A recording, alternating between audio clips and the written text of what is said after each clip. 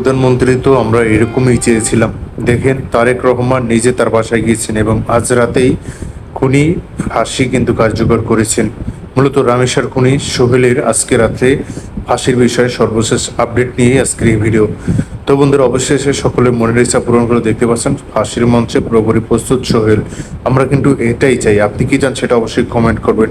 দেখতে পাচ্ছেন রামেসাকে নিঃসঙ্গভাবে কিন্তু হত্যা করেছে সোহেল, যে কারণে অবশেষে ইচ্ছুক জনতা কিন্তু সকলেই তার ফাঁসি চায়।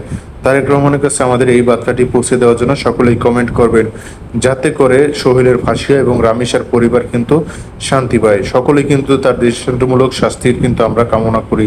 তো অবশ্যই সকলেই ভিডিওটি অবশ্যই শেয়ার দিবেন, চ্যানেলটিকে সাবস্ক্রাইব করবেন শুধুমাত্র রামেসার আপডেট পাওয়ার জন্য।